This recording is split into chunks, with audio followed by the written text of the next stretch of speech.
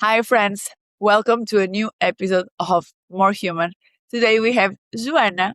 Joana é pediatra portuguesa. Olá, Joana, bem-vinda. Olá, bom dia. Como é que estás, Joana? Tudo bem? Tudo bem? Sim, tudo bem. Obrigada por estar aqui connosco e conversar um bocadinho. Obrigado eu pelo convite de estar aqui hoje. Joana, conta-nos lá um bocadinho. Pronto, já sabemos que és portuguesa e que és pediatra. Não. Antes de entrarmos um bocadinho neste nosso contexto humanitário e que nos expliques a tua experiência, eu gostaria que me dissesse um bocadinho o que é que fez a Joana se tornar pediatra? Isto sempre foi um sonho ou foi um bocadinho a vida que te foi levando? Acho que uma mistura dos dois, ou seja, sempre quis, ou desde que me lembro, sempre quis ser médica, pelo menos. Ok. A decisão pela pediatria foi mais recente, já durante o curso. Ahm, Acho que aquilo que eu costumo dizer sempre é que o facto de não ser suposto as crianças estarem doentes e de haver uma busca contínua de uma cura, de um tratamento, para mim foi mais desafiante do que, por exemplo, ser médica de adultos, que já têm Sim. muitas comorbilidades e que o tratamento acaba por ser ou mais desafiante ou às vezes é só um tratamento mais de conforto. E nas crianças acho que há mais uma procura contínua pela cura, por haver Claro. um desfecho final positivo, idealmente, e isso foi o que me atraiu mais inicialmente. Muito bem. E sem dúvida, as crianças, nós temos uma tendência a empatizar mais com elas que com os adultos, não é? Claro. Olha, muito bem. Olha, e o que é que. E antes de te juntares ao mundo do contexto da cooperação internacional, estavas a trabalhar em Portugal? Sim, ou seja, quando acabei o curso de Sim. medicina, tirei a especialidade em Portugal e depois comecei a trabalhar como pediatra em Portugal, sim. Ok. Uhum. E a experiência foi boa, ou seja, sentiste que realmente pediatria era aquilo que gostavas? Sim. E o que é que já nos vais contar? Fizeste a tua primeira missão, porque eu Sim. sei que estás a voltar de uma primeira missão, mas o que é que te motivou a dizer, ok, agora eu vou procurar esta experiência com Médicos Sem Fronteiras? Olha, eu acho que aquilo que me motivou o meu caminho assim a ir pelo caminho neste caso da medicina humanitária, acho que começou, eu andei nos escuteiros muitos anos, quando era criança, adolescente, até jovem adulta, na verdade, e acho que os meus primeiros passos de ajuda em comunidade, o trabalho em comunidade, acabaram por ser nos escuteiros e acho que isso marcou depois o meu caminho futuro. Claro que aí não fiz, nos escuteiros não fizemos nenhum projeto como médica, na área da saúde, mas mais intervenção na comunidade, tanto em Portugal como depois até tivemos a sorte e a oportunidade de ter um projeto fora de Portugal, o que foi bastante importante. Depois, durante a especialidade, tive mais algumas experiências fora, trabalhei por 2 vezes num campo de refugiados na Grécia, onde eu acho que esses foram assim os meus primeiros trabalhos fora como médica já. Pronto, e depois tive uns meses também a trabalhar na África do Sul, aí não foi no medicina humanitária, mas foi num hospital Ok. público lá, e depois cada vez esse enverdar por esse trabalho na comunidade fazia mais sentido, e depois pronto, candidatei-me aos Médicos Sem Fronteiras, uma organização de que tinha as referências, que me identificava com os valores, a forma de trabalhar, pronto, e depois acabei por ir, então este ano, a primeira vez trabalhar com os Médicos Sem Fronteiras, sim, foi mais ou menos. Claro, foste pouco a pouco tendo este Sim, contacto com contextos diferentes, não é?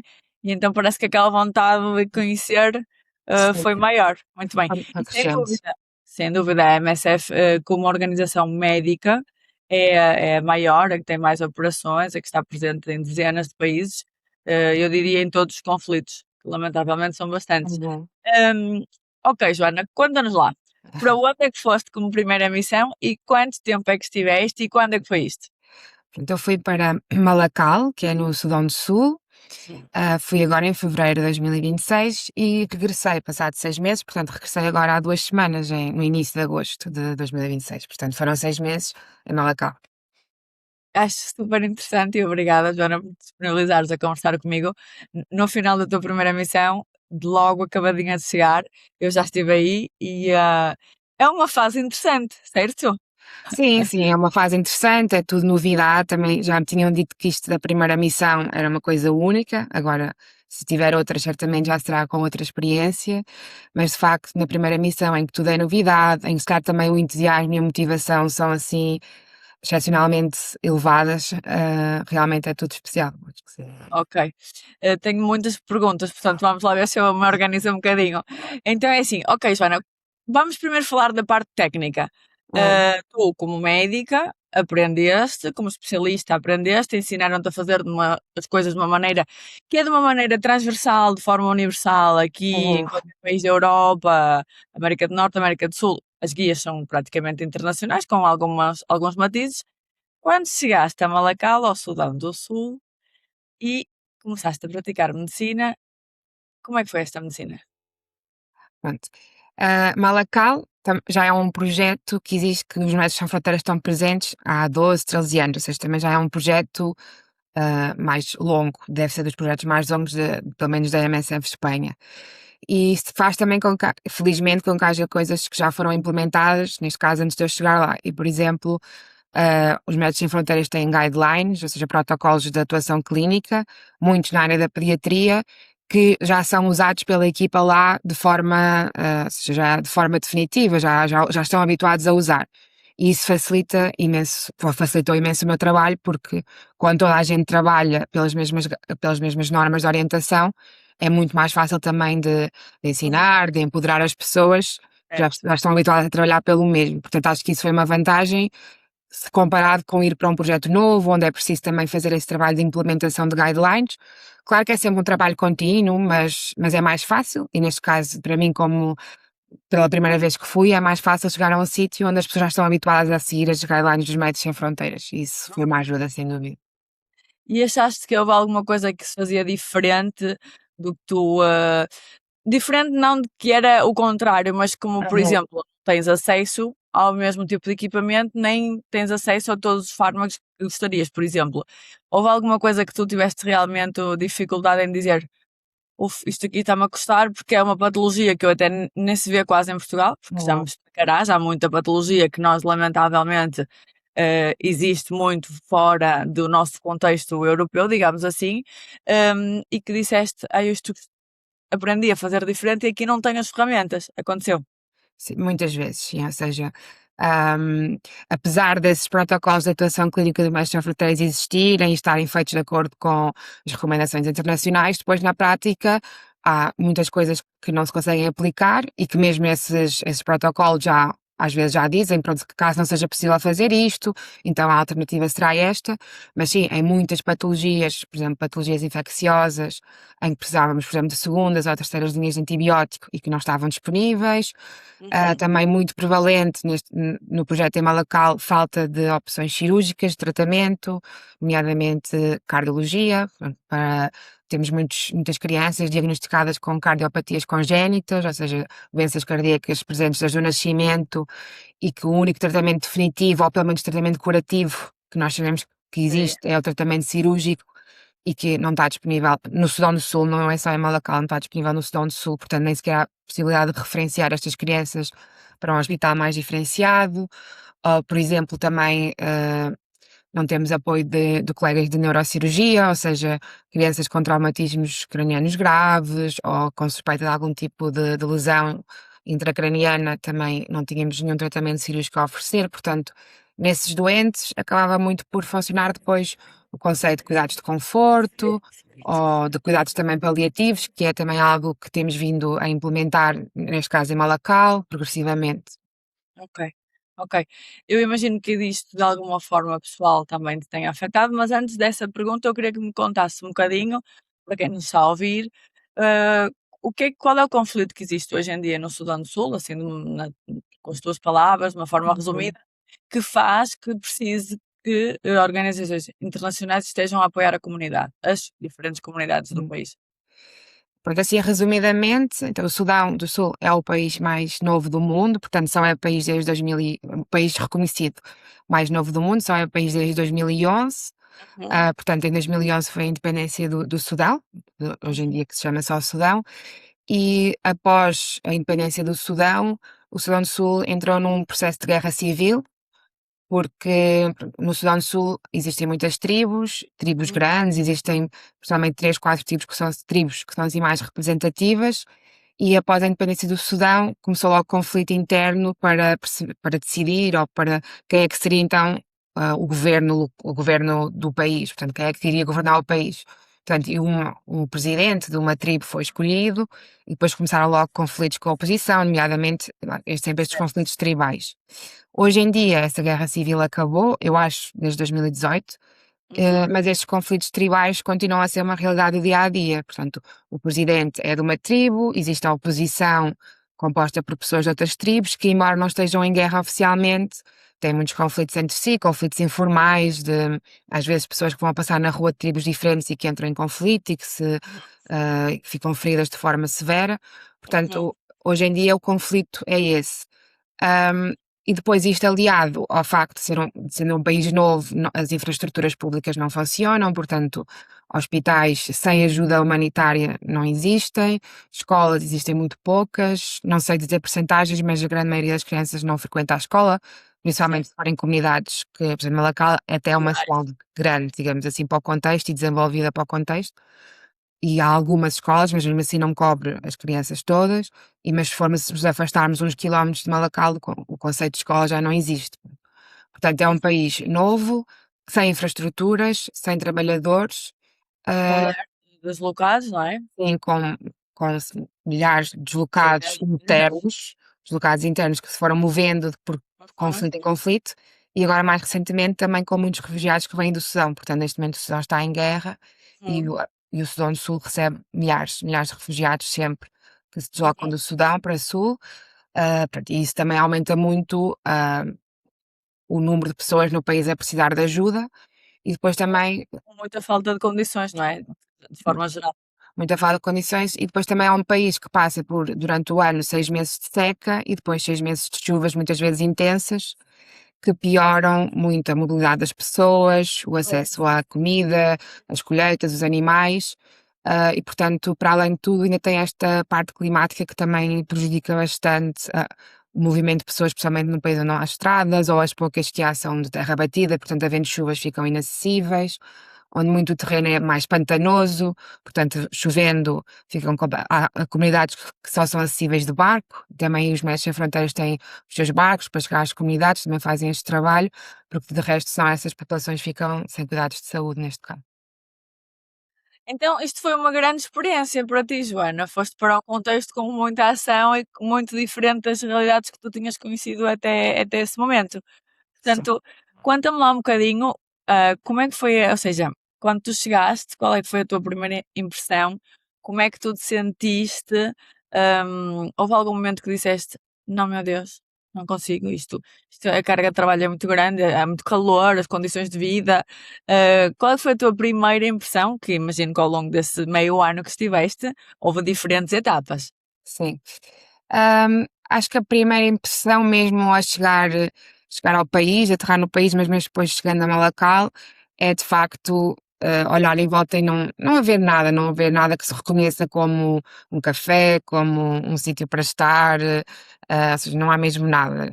A cidade está muito destruída depois da guerra, vêem-se muitas casas em ruínas, muitos carros queimados, abandonados, e assim no centro de Malacal há assim um mercadozinho de rua, assim, bastante rudimentar e de facto é assim os únicos sinais que se vêem de alguma coisa a acontecer. Depois chegando assim à casa onde fiquei a viver os 6 meses, pronto, apesar de ser uma casa com todas as condições e não falta nada, claro que é diferente daquilo que nós estamos habituados ou que eu estou habituada a viver no meu contexto. Pronto, assim, uma casa térrea, onde muito do chão ainda é terra batida, e isso faz logo assim um bocado, ok, vou viver aqui 6 meses, pronto, tenho que me habituar, é o que é. E depois também a primeira visita ao hospital, que de facto é muito diferente, às vezes até é difícil explicar, porque não é nada que eu já tivesse visto antes, ou algo que eu, mesmo para explicar aos meus amigos e família como é que era o hospital, não há nada que eu possa dizer, olha, é tipo isto, ou é assim, não, é diferente de tudo, portanto, o hospital tem muitas fragilidades, mesmo a nível de infraestruturas, muitas partes que precisam de renovação e que se vão fazendo aos poucos, muitas crianças internadas, apesar de haver um esforço intenso de equipas de limpeza para limpar, como tudo à volta é terra batida, é poeira, o hospital está muitas vezes com um nível de sujidade que não seria aceito, se calhar, noutros contextos, e isso acaba por se tornar normal ao fim de algum tempo. Mas sim, diria que no início, assim, estar tudo cheio de lama, assim, as coisas mais sujas. Se calhar foi aquilo que me fez mais impressão de pensar, ok, isto é mesmo a realidade e é assim que eu vou trabalhar e viver nos próximos meses. Claro. E passaram-se assim 6 meses e como é que a Joana se sentiu a nível pessoal? Por exemplo, em casa, eu sei que moravas numa casa Uhum. com outros expatriados, não é? Sim, De sim. várias nacionalidades e de vários backgrounds, não é? Não eram todos Uhum. médicos, que às vezes as pessoas têm tendência que nós vamos para uma casa cheia de médicos, mas não, tu tinhas pessoas que eram de diferentes posições e diferentes hábitos, culturas, pessoas que não conhecias. Como é que foi essa adaptação no dia a dia, na casa? Como é que tu te sentias? Sentiste sozinho ou houve uma boa dinâmica na casa que foi mais o teu apoio? Acho que, pronto, acho que é uma coisa que se vai construindo. De facto, na casa nós éramos 20 e tal pessoas, variava, mas à volta de 20 pessoas. E como disseste, diferentes backgrounds, de contextos culturais muito diferentes, portanto havia pessoas da Europa, havia pessoas de outros países africanos, pessoas da Ásia, América do Sul, havia pessoas de vários sítios.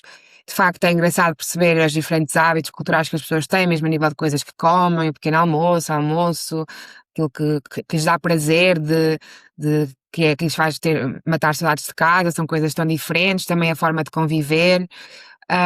Acho que tive sorte com as pessoas que tive comigo na casa, que se foram mantendo também muito durante os 6 meses as mesmas. Houve algumas trocas, mas muitas delas acompanharam-me durante o tempo todo. Portanto, acho que tive sorte, que nos demos sempre bem, que há assim um bom ambiente. Claro que as pessoas também precisam de muito ter o seu espaço pessoal, que é o único sítio que temos para estar, mas à sexta-feira jantávamos sempre juntos, havia um convívio, ao sábado também, víamos filmes juntos. Portanto, Faziam muito a vida ali por casa, não é? Porque não sim, tinham aquela liberdade como nós habitualmente temos, que é, é, ai, vou sair, ai, vou dar uma volta. Primeiro porque não havia nada onde ir dar uma volta, sim, é mas isso. também não tinhas, por regras de segurança, não tinhas uma livre eh, posição de poder sair, não é? E Não, então ficavas nós por casa. sim, nós tínhamos recolher obrigatório a partir das 18, portanto, nós estávamos no hospital mais ou menos até essa hora, oficialmente até às 5, mas pronto, sempre um bocadinho mais, ou nem que fosse às 5, depois às 6 era recolher obrigatório e tínhamos que estar em casa, a menos que tivéssemos, no meu caso, no hospital com alguma emergência, de resto não podíamos estar na rua, portanto, também a partir das 6 estava tudo em casa e não havia assim mais nada a fazer. Certo. E, e pronto, e o teu contacto com a tua família, com os teus amigos durante esses meses, como é que foi? Conseguiste manter contacto regular ou até era mais difícil? Ou até se calhar tu sentiste um bocadinho que precisavas mais de espaço? Porque eu imagino que havia dias que chegavas ao final do dia não só exausta, cansada, e eu sei do cansaço porque eu já estive em várias missões, chegas ao final do dia muito cansada, mas existe também aquela sensação às vezes de tristeza, não é? De acontecer uma coisa muito grave, muito triste, e tu sentes muita frustração, muita impotência. Como é que isto afeta as tuas relações pessoais, não só no terreno, mas as tuas relações pessoais em casa, em Sim. Portugal? Hum, quando havia assim dias em que acontecia uma coisa que deixava triste, ou às vezes mais do que triste, às vezes frustrada com o trabalho, que por não conseguimos oferecer aquilo que queríamos oferecer aos doentes ou à comunidade, eu acho que era sempre mais fácil de se falar ou de partilhar com alguém da casa, com quem fui ganhando confiança, porque as pessoas percebem mais facilmente o contexto ou sabem perfeitamente o que é que Certo. estamos a falar. Enquanto que, por exemplo, falar com alguém em Portugal, família, amigos, é sempre preciso estar a explicar o contexto, olha, aconteceu isto porque. E às vezes também, é claro que as pessoas querem ouvir e estão muito. Querem dar o seu apoio, mas às vezes também é difícil não percebendo bem o contexto que estamos a Todo. falar.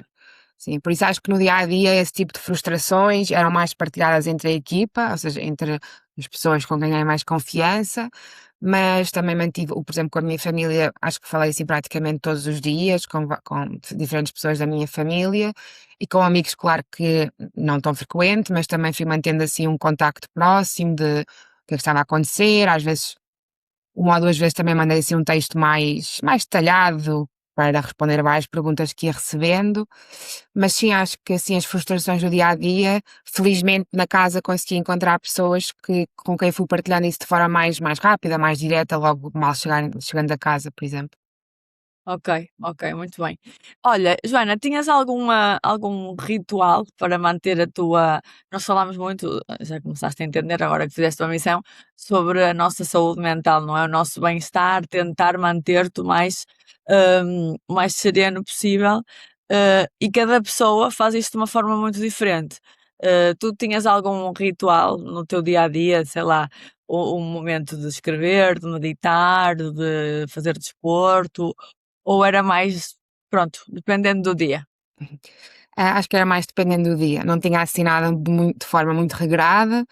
Lá na casa tínhamos um espaço que tinha umas máquinas, tinha uma passadeira, uma bicicleta, uns pesos, por isso até fiz mais desporto lá do que faço, por exemplo, em Portugal, porque lá como às vezes não tinha mais nada para fazer, pensava, ok, vou fazer, fazer desporto, que é a coisa que tenho para fazer.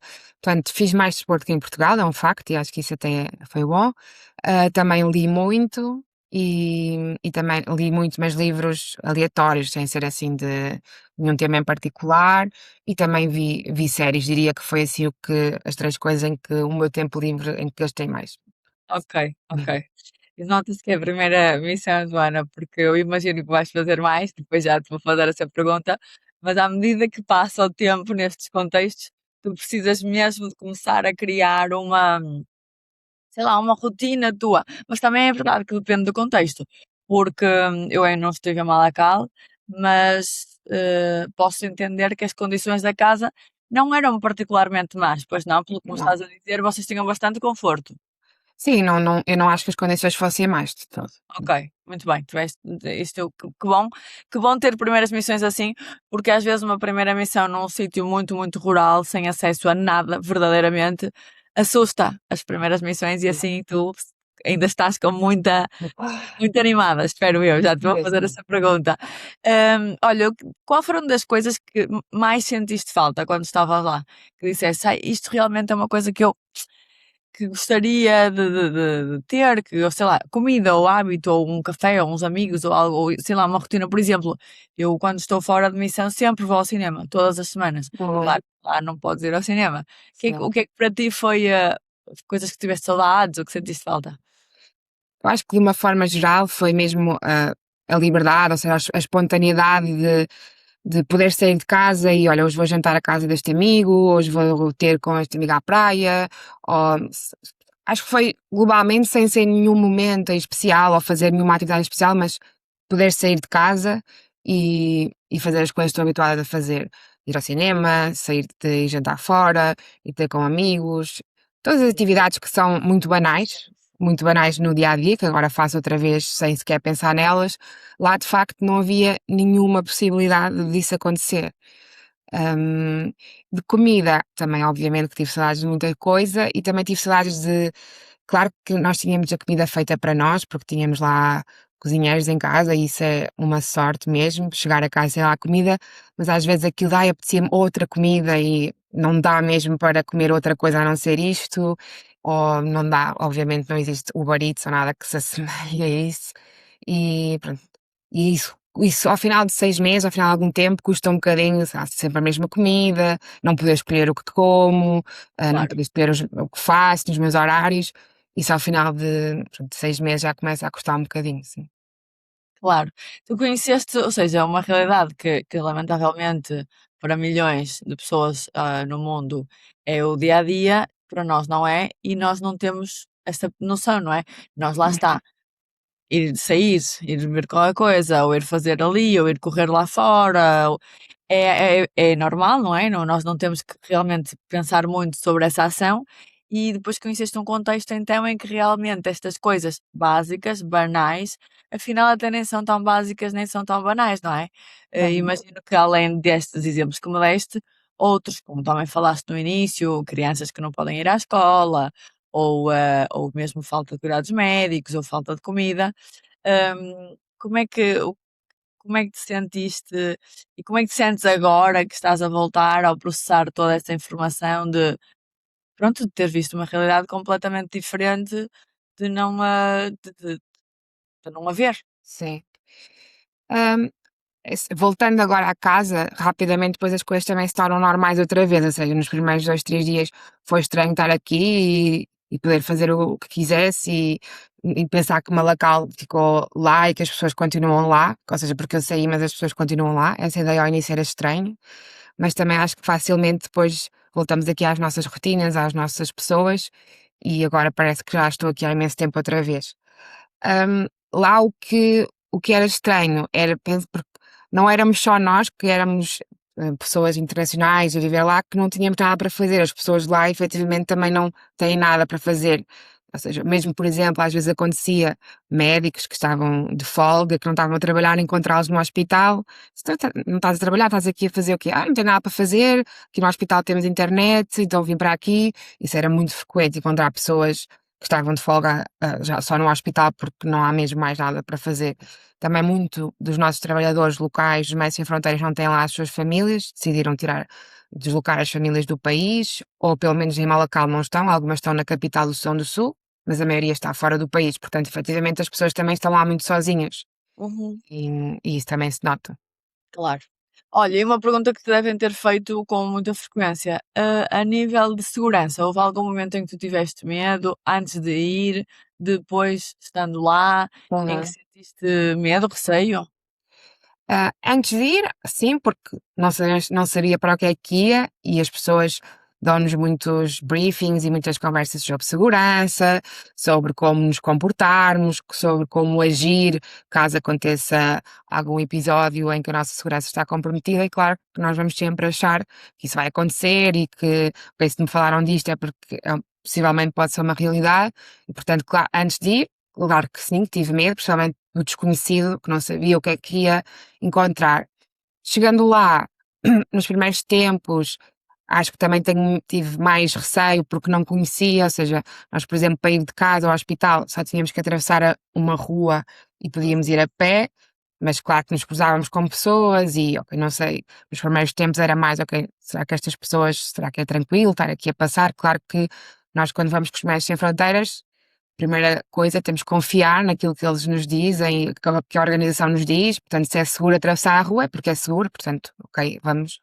Depois, com o tempo, isto torna-se banal, ou seja, já passava a rua sem sequer pensar que estava a passar a rua, e não houve assim nenhum momento em que senti que a minha segurança pessoal estivesse em causa, também sabendo que a partir das 18 estávamos em casa, que vivemos numa casa completamente fechada, com muros enormes, com arame farpado, com portas com certas partes que são à prova de bala, com seguranças em todas as portas, portanto, sabendo Claro, que vivo neste contexto, não me senti insegura. Claro que isto não corresponde à realidade da população que vive em casas ou em estruturas sem qualquer tipo de segurança. certo, certo. E olha, e agora conta-me como é que foi a reação dos teus amigos e da tua família quando tu disseste vou para o Sudão do Sul. Especificamente para o Sudão do Sul, acho que a maioria das pessoas conhece muito pouco sobre este país, mesmo eu Sim, antes de ir, ou seja, há outros conflitos que nós vemos mais ativamente mais na mediáticos, televisão, sim, sim, mais mediáticos, e infelizmente o Sudão do Sul não é um conflito nada mediático, portanto as pessoas sabem muito pouco. As pessoas ficavam sempre apreensivas, acho que ficavam, às vezes parecia mais do que eu, ou seja, ficavam com mais medo por mim do que aquele que eu tinha. Assim, ai, tu vais para lá, aquilo, o que é que se passa lá, como é que é, esse país é tão longe, e quanto tempo é que vais, e como é que vais viver lá, também perguntava muito, e como é que sabes como é que vais viver, que condições é que vais ter. Mas sim, muitas vezes acontecia que parecia que as pessoas tinham mais medo por mim do que aquele que eu achava que estava a ter, ou as pessoas mostravam mais essa preocupação. claro, claro. Ok, e agora olha, quando voltaste, como é que é? Tens sensação de querer voltar a sair numa missão? Ou queres fazer uma pausa? Qual é neste momento a tua primeira impressão? Acho que quero ir outra vez, para outro sítio, ou seja, agora quando no Sudão do Sul ficou outra pediatra a substituir-me, felizmente consegui passar a pasta a outra pessoa. Mas sim, acho que quero ir, não, quero passar uns meses em Portugal, tipo 3, 4 meses em Portugal, também para me voltar a reconectar com amigos, família. Também não quero estar muito tempo ausente seguido, para não sentir que estou a perder também tudo aqui, mas daqui a uns meses, se calhar ainda este ano, não sei, mas acho que sim, que a ideia é ir outra vez para outro sítio. que bom que ficaste com a sensação de querer voltar. Olha, e diz-me uma coisa, alguma criança, algum mito, alguma coisa que tu pensavas do contexto da cooperação internacional antes de ir e que depois chegaste e disseste, afinal isto não era nada como eu tinha visualizado. Já seja a nível pessoal, ou a nível do contexto, ou a nível da organização, ou das outras organizações. Hum, talvez que acho que pelo menos cá nós na Europa temos a ideia de que as pessoas que trabalham em medicina humanitária têm todas se calhar o mesmo perfil ou são pessoas parecidas e depois chegando lá ao terreno percebemos que as pessoas que trabalham Sim. no mundo que chamamos de medicina humanitária têm sempre motivações muito diferentes e há pessoas que vão porque de facto acham que podem oferecer muito àquela comunidade, há pessoas que trabalham nos Médicos Sem Fronteiras porque veem nisso uma oportunidade de carreira internacional e de crescer e às vezes mesmo a nível de oportunidades de trabalho têm mais do que se calhar teriam no seu país de origem. Portanto, de facto, também é bastante interessante perceber que aquilo que leva pessoas de países tão diferentes a estar ali em Malacau todos juntos são motivações bastante diferentes. Ou seja, uns é porque, é como já disse, uns sentem que, ok, que aquilo que aprendi faz sentido ser aplicado aqui, outros pensam, ok, tenho aqui uma oportunidade de crescer, de estar numa posição que no meu país, claro, era muito difícil. E isso, de facto, se calhar foi aquilo que não estaria à espera, nunca tinha presenciado assim este tipo de motivações e de contextos tão diferentes. Isso eu acho que isso é uma coisa bastante comum, todos nós temos essa percepção. Eu lembro-me de eu fazer a minha primeira missão há vários anos já e dizer, pronto, eu muito naive, eu queria salvar o mundo Sim. e achava que era o denominador comum a todos nós. E na verdade não é. No entanto, o meu também foi mudando um bocadinho, ou seja, tu vais fazendo uma adaptação, vais crescendo. E é válido qualquer tipo de motivação, como para qualquer coisa é válida, Claro. portanto, Uhum. sim, é verdade. Olha, e agora gostaria que partilhasses connosco, assim, duas histórias breves que te marcaram. Uma que te marcaram pela positiva, já seja uma experiência com um paciente, já seja em casa, já seja na viagem, e uma que se calhar te marcou também, mas que não foi tão positiva. Hum, acho que, pronto, assim, se calhar começando pela parte negativa, hum, acho que aquilo que me marcou mais nestes meses foram, de facto, e como já falei aqui ao início, as crianças com cardiopatias congénitas, portanto, com doenças cardíacas presentes desde o nascimento e que nós em Malacau temos feito um esforço para fazer mais ecografia cardíaca, porque temos o ecógrafo, portanto o aparelho para fazer ecografias e depois podemos discutir os casos com colegas de telemedicina, cardiologistas, radiologistas, que nos dão apoio na interpretação das imagens. E de facto o que nós temos visto é que temos diagnosticado mais cardiopatias congénitas, portanto conseguimos dizer à família, olha, o que se passa com o seu filho, é que tem este problema no coração, mas depois não temos nenhum tratamento para oferecer. Ou seja, por um lado, ok, estamos a dar uma resposta à família que antes não sabia o que é que se passava, porque é que o filho não conseguia respirar, porque é que sempre que dávamos alta, passados uns dias voltava com baixo oxigênio, com agravamento da dificuldade em respirar e que não passa com antibióticos ou com os tratamentos mais convencionais e que de facto conseguimos dizer, olha, o que se passa é que tem um problema no coração, mas depois nós não conseguimos tratar e isso gera muita frustração, tanto na equipa médica como na família, que percebe isso até certo ponto, mas que não consegue depois entender que nós não conseguimos tratar, que não conseguimos referenciar.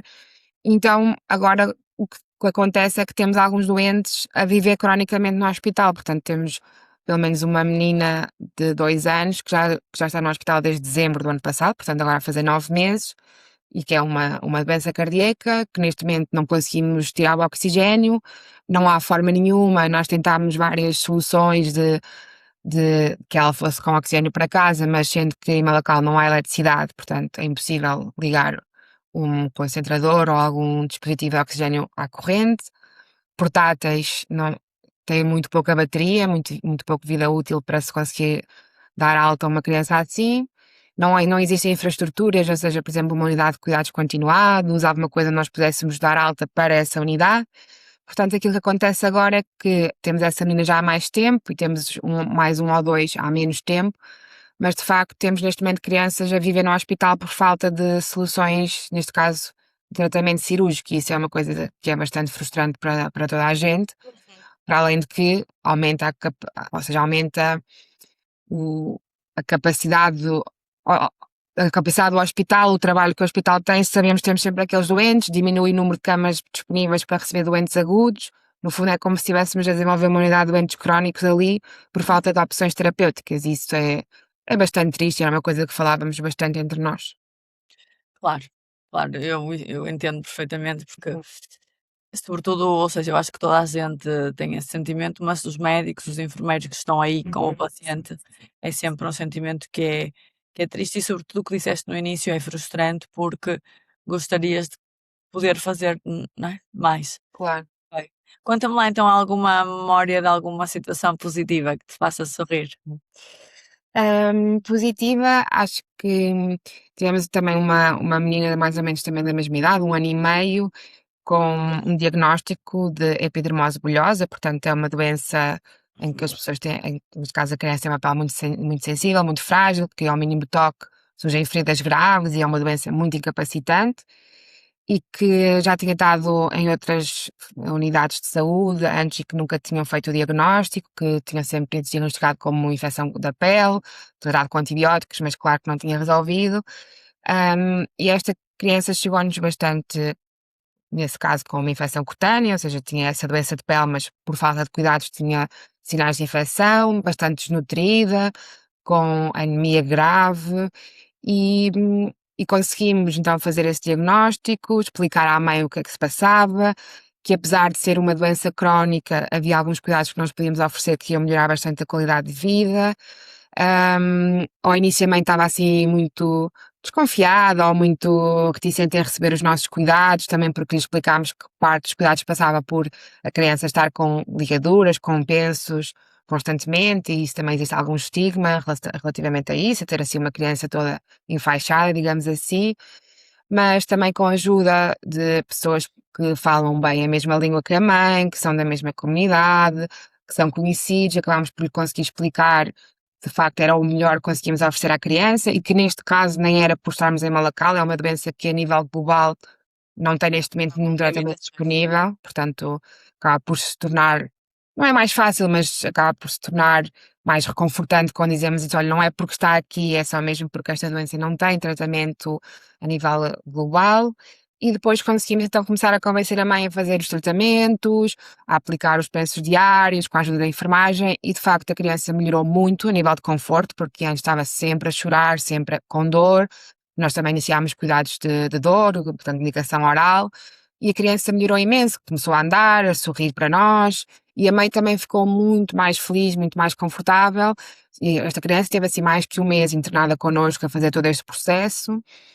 E pronto, e foi bom de ver e também foi bom de perceber que com a ajuda de todos, não só da equipa médica, da enfermagem, dos tradutores, as pessoas que ligam os cuidados médicos à comunidade, de facto, dentro daquilo que é possível, esta criança acabou por ter um bom desfecho e a família acabou por ficar bastante satisfeita e feliz com aquilo que conseguimos fazer. Que bom, esse sentimento é muito gratificante, não é? Quando consegues uma vitória dessas, sobretudo para o paciente e para os familiares, mas também para ti, porque sentes que realmente faz sentido estar lá, não é? Sim, claro, E, sim. e diz-me uma coisa, sobre isto de fazer sentido estar lá, esta linha de pensamento, o que é que tu fizeste ou preparaste ou levaste antes de chegar, que achavas que ia ser assim ou que ias precisar e que depois chegaste lá e disseste, teria feito isto diferente, ou até nem me teria preocupado com isto, ou até teria trazido isto que me ia fazer falta e Boa. isto nem me fazia falta. Houve Sim. alguma coisa que tu antes e depois a nível pessoal disseste, gostaria de ter feito diferente. Para a segunda missão vou fazer diferente.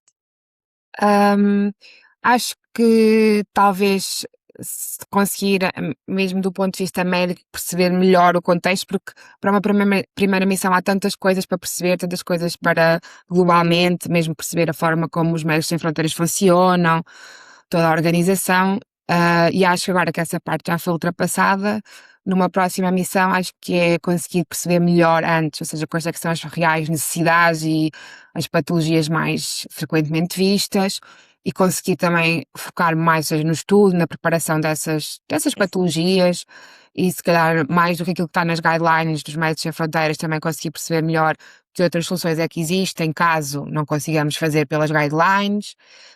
Claro que eu fiz isso um bocadinho antes de ir, mas não com a dimensão que acho que posso fazer de uma próxima vez. Pronto, e houve também, por isso é que também, já estando lá, estudei muito e li outra vez muitas guidelines e todos os dias, que sempre que aparecia um caso novo, dava uma patologia que eu não estava habituada a lidar, isso obrigava-me a estudar, também porque era a única pediatra lá, portanto, aquilo que nós temos muito em Portugal, ou nos outros contextos, de discutir com alguém, dizer, olha, tenho este doente, o que é que tu achas? Isso lá não existe. Portanto, as coisas acabam por ficar sempre muito para a minha discussão pessoal, e isso também me obrigou a ir estudar muito, mas acho que numa próxima missão já consigo fazer isso com mais antecedência. Sim, Joana, posso-te dizer que te vai acontecer em todas as missões, tens que estudar muito, mas é verdade que é um sentimento comum, porque são patologias que não vemos. Sim. Algumas até aprendemos nos livros, mas a ti deve ter acontecido a mesma coisa que a mim. Algumas eu nem, ou seja, sabes que existem, conheces o nome, mas na verdade nunca leste, nunca ninguém te explicou, porque não existe, não é? Já não temos isso, e chegas lá e literalmente tens que aprender o que é. Portanto, esta Hum. sensação de constantemente ter que estudar, isto mantém-se, mas é verdade que eu senti a mesma coisa que tu.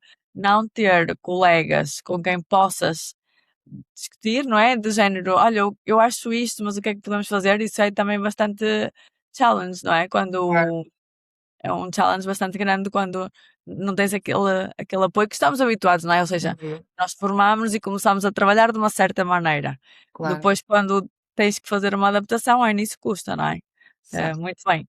E olha, se agora falasses com uma Joana que por primeira vez se quer aventurar a conhecer Boa. esta medicina humanitária, que conselho é que lhe darias?